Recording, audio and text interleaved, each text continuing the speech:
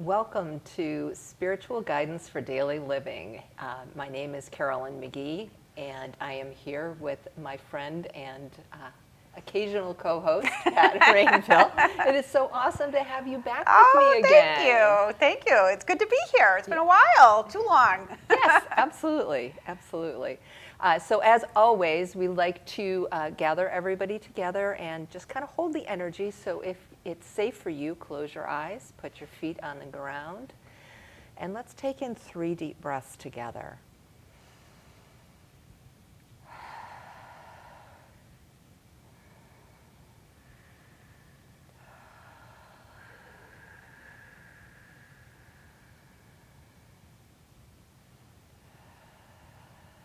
Just feeling how the energy around you shifts as you do that conscious breathing. And that feeds right into the topic that we are here to chat about, which is taking care of ourselves. Gosh, yeah. It's so important. It is. It's really super important. And you can forget how much you've gotten away from it sometimes. Exactly. And we all need that reminder. I've been doing a lot of traveling recently. I'm being very fortunate to have that opportunity. And, one of the things I always say on the airline is you take that oxygen mask and you put it on yourself first. Mm-hmm. And it's such a great reminder for life that we have to take care of ourselves. We've got to take care of our own energy, or we can't take care of the people that we love. Yeah, it's true. You can very easily run into a situation of burnout, which usually shows up as health issues or even just things around you in your life kind of seem like they're starting to fall apart, or you run into accidents or things like that. And I like to think sometimes the universe comes along and gives you some kind of a little wake-up reminder. Right. And you want to pay attention to when those little ones come in so they don't come in with the cosmic 2x4. Because if you don't pay attention, God and the angels and the universe is going to come in and do whatever it takes to get you to pay attention. Exactly. Yeah, it's always, I remember telling a friend one time, don't wait till you're in a crisis. Exactly. To change the things that you need to change. One of those being, the time to take care of, the inner you. Mm-hmm. Yeah, and we forget that sometimes. It's like people, they work on trying to eat right, or maybe losing a little bit of weight, trying to get enough sleep, but they forget about, our core, our essence, our souls, the spiritual piece of us, which is so critically important. Yeah, and it doesn't matter really. I know we've talked about many times that it's important to have some kind of daily practice. Yes, absolutely. And it doesn't matter what, spiritual basis you come from, what religion you come from. Yep. I had written an article about this on my website, but because I've been writing and blogging more. Oh, good for you. And but it was about accessing that sense of inner peace. Yeah. And it really does take it's a part of self-care, but it does take a conscious effort on your part, because you don't realize sometimes. And I think I'm pretty self-aware for the most part, or at least I try to be. Yes. But there are still times when, I just, all of a sudden I'll be like, oh my gosh, I am obsessing about this, or oh my gosh, I can't stop thinking about, or, I can't stop doing, and then you want to eat to kind of ground yourself. And I'm like, you know what, just take 5 minutes out, breathe, take your mind away. But I find if I make some kind of meditation a daily practice, then my day in general seems a bit calmer. Right. Yeah, it's like setting the pace of how you're going to be. You wake up late and then you're running the whole day. You always feel energetically like you're trying to catch up. Yeah. But if you take that 5 minutes in the morning, or whatever amount of time you have, even if it's just breathing, for me, that breathing exercise that we did in the very beginning, even if I just take the time to do that, it makes a big difference. It does. And the breath is the one thing that we have it's unlimited. There's always enough oxygen around. But I relate it to what you were just talking about a second ago, where it has to do with taking care of that that inner you, you know, that inner essence that nobody else can touch. Right. It's always there. And, you know, many spiritual traditions have said that peace already is there. It already exists within you. It's a natural part of your being. But like anything else, it has to be cultivated. And nourished, exactly. Exactly. Yeah. And when you take that time to breathe like that, it's like, you know, water to a dry desert or something, you know? Yeah. It just puts a soothing balm on everything. Yeah, it really does. And one of the beauties for me with the breath work is that it really allows me to figure out what energy is mine and what energy I may be taking on from other people. Yeah. You know, we all have loved ones, right? We've all got people that, you know, people that we care about. Maybe somebody's in crisis, they're not feeling well. But if we're taking on their energy and trying to support them, then we're hurting ourselves. And then we're not as available to them. And it also feels like then we're diminishing their ability to advocate for themselves. You know, if we're taking on their fight or their growth, we're actually holding them back from fully stepping into their own brilliance and light. Yeah. Or developing, like you said, their own abilities to handle, you know, a different kind of stress. Right. I mean, obviously not that there's anything wrong with being supportive to someone. Oh, absolutely. But, you know, sometimes I still find as observant as I try to be, you know, you don't realize the energies that you've taken on from other people or that you've brought home with you from work. I mean, it's so easy. It's so easy to do that. You know, if you're working with somebody and they've got something going on, you're immersed in that energy because, you know, the auras overlap. So you're like, we're in each other's space right now. Yeah. And then consciously. When you're working with other people, sometimes they don't realize that they're kind of projecting their energy into us or onto us. And if we're not careful about what we decide to allow in, it can be a problem. Yeah, and you know, especially if you're a caretaking kind of person. Absolutely, yeah. You know, there's that part of you that's just a genuine, always looking to help people out, a caretaker. We get really, you know, can get drawn into people who are in crisis. Absolutely. You know, both as a way of wanting to comfort them, but also Absolutely. sometimes as a way of distracting from what we need to pay attention That's right. to. It's easier to take care of somebody else than ourselves. Exactly. Right? Exactly. Or look something in the eye that we really need to, you know, take care of ourselves. It can become an easy distraction. It is, yeah. And I find, like, as people get into, and I know because I've been encountering myself encountering this with myself and other people I come across, you know, you're entering that midlife phase, and if you haven't, you know, done those kind of inventories and kind of taken that time out for self-care, this is usually the time in their lives when they are running into a crisis, usually a health crisis, I would say. And so you kind of pushed into that place where you're sort of forced to do self-care, and it becomes more of like an extreme self-care, like it reminds me of that book by Cheryl Richardson there, Extreme Self-Care. Have you ever read that one? No, I haven't read that. I'll have to add it to my list. Yeah, she's got a lot of, Cheryl Richardson she's actually from this area. She's from Massachusetts. And I think she has a place down in the Cape now, but she still, she does retreats down in the Cape. But she wrote that book, The Art of Extreme Self-Care.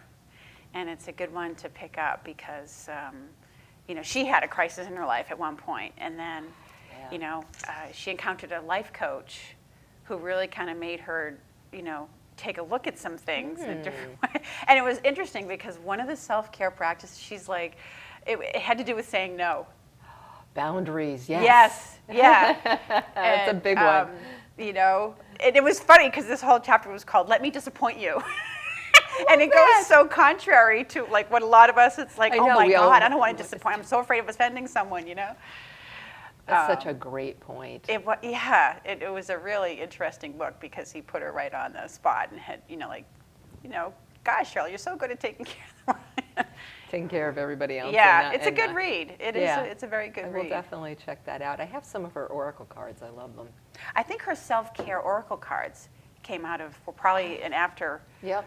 part of that book. I will definitely check that out. But I don't know. What other areas do you find important with the self-care? You know, for me, it's really understanding my own energy. Like one of my part of my daily routine is, I call it what's mine. You know, in the morning I wake up and kind of just do a physical, emotional, spiritual inventory. Like, you know, how do I feel in general? Do I feel like I've got a lot of energy? Do I not feel, you know, am I a little bit slower? You know, do I have any aches and pains? You know, what's mine? Yeah. And then as I go through the day, if all of a sudden, you know, my lower back starts bothering me, and it wasn't this morning, then I know that's not mine. And I'm taking on somebody else's energy. And, you know, as a coach, it's really important for me to be able to know what's mine and what's my client's. Yeah. And it allows me to kind of read into supporting them on a whole different level, because I can kind of nurture and pull out things that they may not even be aware of. You know, sometimes as things in our own energy, we become so used to them that we don't even recognize it anymore. Yeah, it's true. Yeah. Yeah. You know, it's just like it's a chronic situation, so it's just like part of who I am, and it's never going to go away. But if somebody can call you on it and support you through why is it there, what emotions are coming up when you start focusing on it, it can release it. Kind of like the life coach there for Cheryl Richardson. Yeah. You know? Well, you do EFT too, right? I do, yeah. Yeah, and that's a Emotional freedom. huge. Yeah. That's a huge technique that's so incredibly helpful. Yeah, it's really powerful. I was actually tapping in the car on the way over here, trying to release, you know, some little things that had happened this morning before I came here. So I wanted to be really clear, and it's a great tool for doing that. It is. I've used it sometimes to alleviate pain, physical Yes. pain. Emotional and, you know, pain too. Talk about, you know, taking care of yourself. One of the other areas, I call them, that I would touch upon, and I call it the simple acts of power.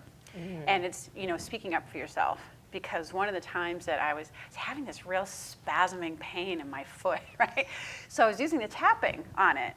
And you know how when you start getting into tapping, you might tap on what kind of pain it is, but then if there's emotion around it, and I was like, oh God, this is so annoying, this pain is so, and all of a sudden it intensified, like just the emotion intensified, and I kept tapping, I kept saying, I'm so annoyed. And all of a sudden the pain just completely subsided. Beautiful. And I was like,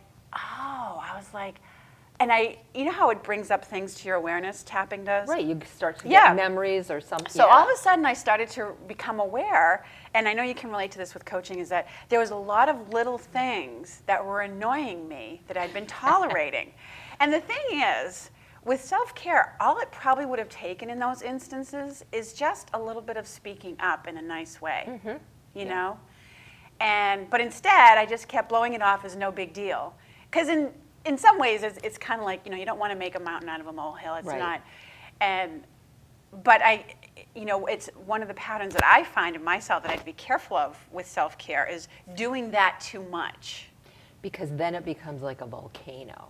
Yeah. You know, you're annoyed, and then all of a sudden you overreact to the next small thing. Exactly. It's very common. It is, and or you know, you just get into a habit of accommodating all the time, or just, you know, blowing things. But you know, so it's worth it sometimes, because you know, you can alleviate it probably, or very nip it in the easily. bud, as they say, before it becomes a volcano, by just, you know, By just speaking up in a advocating for yourself. Yeah. And it doesn't have to be anything big. It can be But very, very simple. Yeah. It's so funny the way it shows up in the body, you know. Oh, yeah, because As it's almost as if you're packing everything in, and so you're putting a lid on it, and then all of a sudden the lid can't hold. and it just Yeah. does. And it's very common with Yeah. it, you know, as And an all it was overreaction. just this spasming pain in my foot. I didn't think I was bothered by anything else at that moment. Isn't that funny? You know, and I Yeah. just started tapping on the pain. So it's really interesting that tapping is such a powerful It is a really and powerful. effective tool. And I know I go to the tappingsolution.com. In fact, actually, it's interesting that we bring this up now, well, depending on when this gets out in there, because the Tapping World Summit is coming up. Oh, yeah, that's right. That's always a great thing. So many different topics. Yeah, it starts next week, and I think you can just find it at thetappingsolution.com. And it's a free event. They have like 2 different speakers a day that talk on different subjects, and you do the tapping rounds with them. Around with them, Yeah. So they lead and then you can follow. So it's a really wonderful way to learn about tapping and to. It is. And you can pick which ones you want to watch. Or they can just call you and come Or find you out can about just tapping. call me. That's right. That would be an easy thing. Yeah.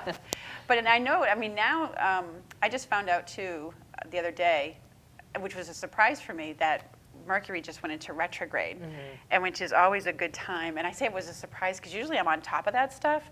And usually as it starts to go into what they call its shadow period, I start to feel the shift on my energy.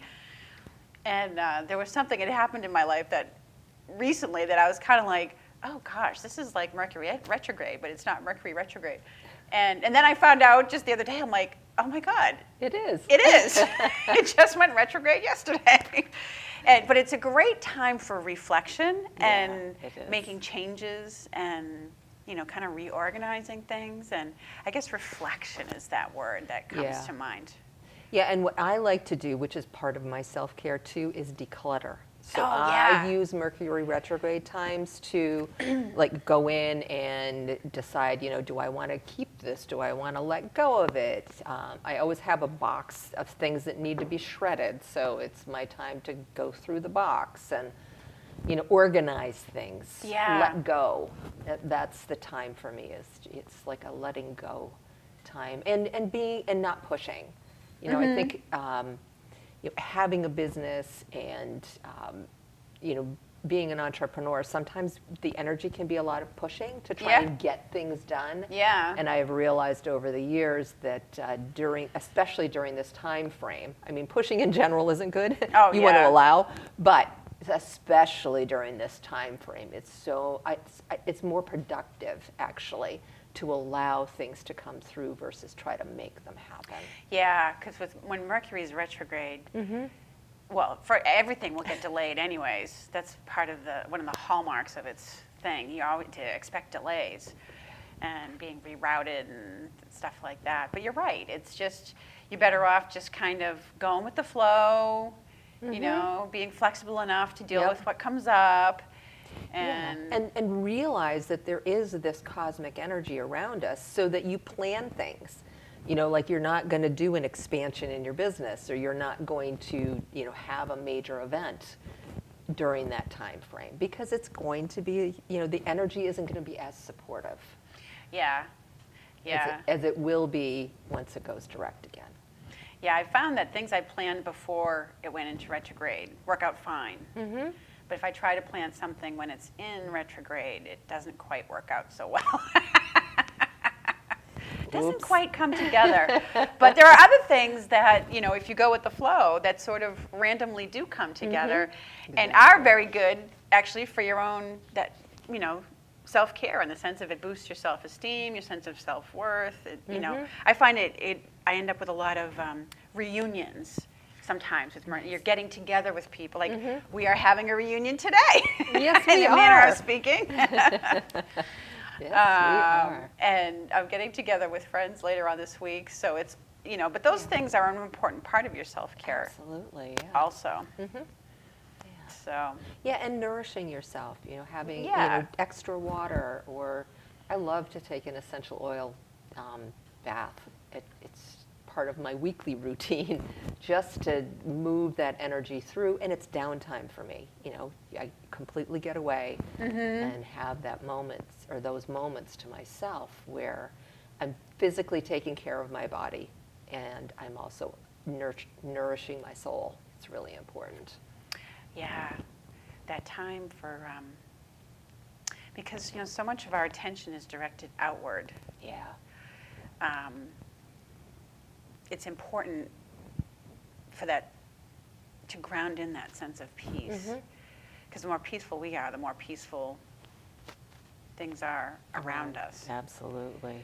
But it makes such a big difference. yeah, you have to kind of take a retire or a break from the things that are constantly attracting our attention, where our senses are always drawn to the external world. Right. Yeah, and we this have is to bringing it draw back them in. Yeah, it's like the meditation if you do that. Or, even when you're tapping, if you're doing it by yourself, it's bringing it in. Another thing I love to do is automatic writing or journaling. Oh, yeah. Just to release what's inside of me. Because when you start doing that, it shifts the perspective from your brain to your soul.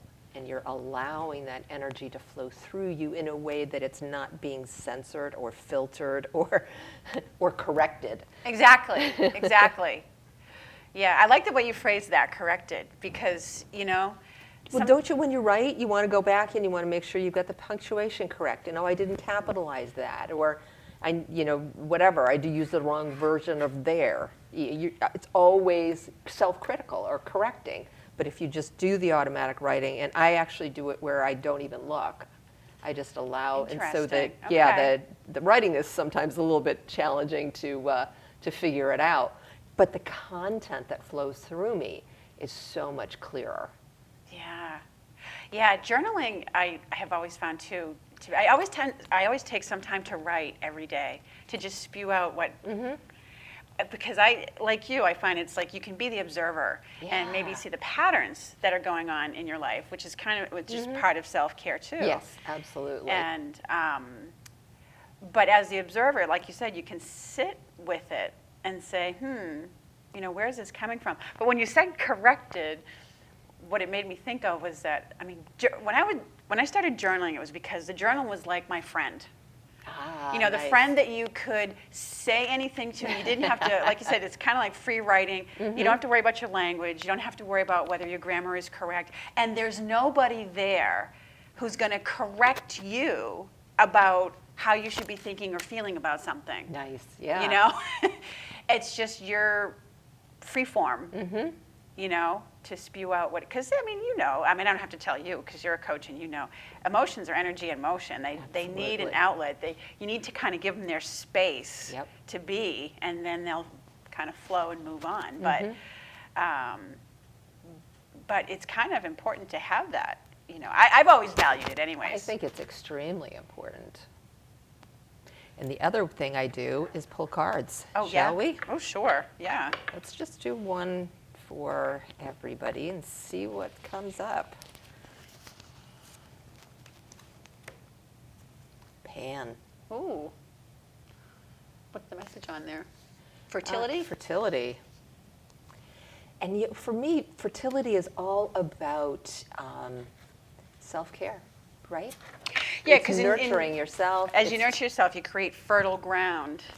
Yep, it's like planting those seeds inside of us, the inspiration, and then using all of those tips that we've been talking about to allow them to flourish and to bring them out into the world. And it's about not censoring yourself too.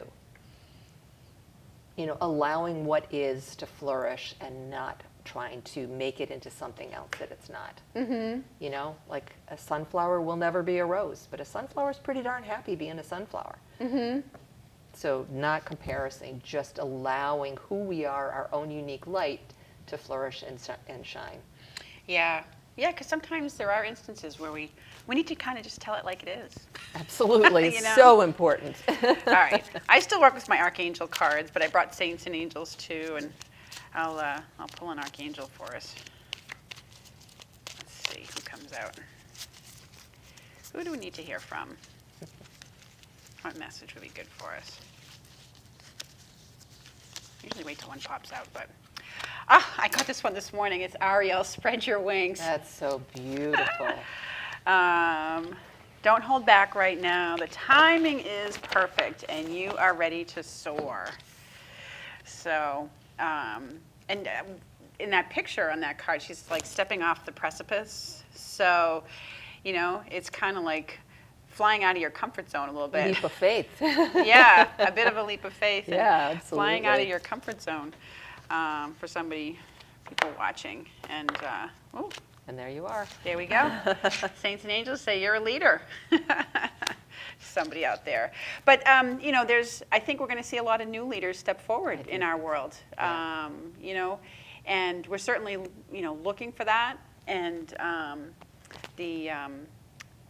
in all different areas. I don't mean just like the political arena, but in a lot of different areas in the I think world. it's like, again, it's shining your own personal light. She followed her soul's path. That's Joan of Arc, right? So Yeah. she's followed her soul's path and did what her calling was to do. Exactly. And we each have that unique mission, that unique way of showing up in the world. Yeah. And we need to be us. We Yeah. need to be me. And when we do that, when you have the courage of your convictions, you do become a leader. Yep, absolutely. So Great. Well, we only have a few minutes I know the left. time always goes by It so does, it goes by fast. so fast. But should we end with our meditation? Absolutely. Okay. Okay. So again, if it is safe for you to do so, please close your eyes and get your feet on the ground and take in a deep breath.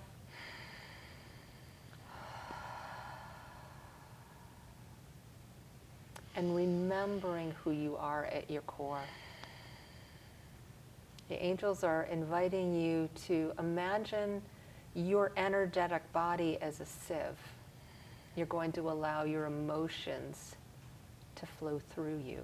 You're not going to hold on to them. You're going to acknowledge them, of course. But don't be like a sponge. Don't hold on to all that emotion until you can't take it anymore and it starts to spill out, whether it's that volcano of anger or some other emotion that starts to affect your physical body.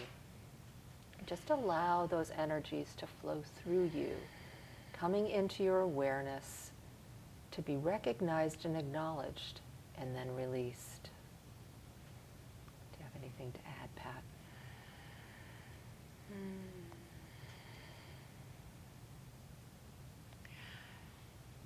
And just remember that you're loved, lovable, and loving. And that peaceful place exists within you. It is a natural part of your being. Yes. And so it is. So it is. Well, thank you all for joining us. We have a Facebook group, Spiritual Guidance for Daily Living, where all of the past shows are there. We have been doing this now for almost 3 years. Can you believe that, too? So, yeah, go check out the past shows. If there's a topic that you would like to hear from us, just post a note in there or send an email, and we're happy to chat about that the next time. Yeah. Thanks. Bye-bye for now. Bye.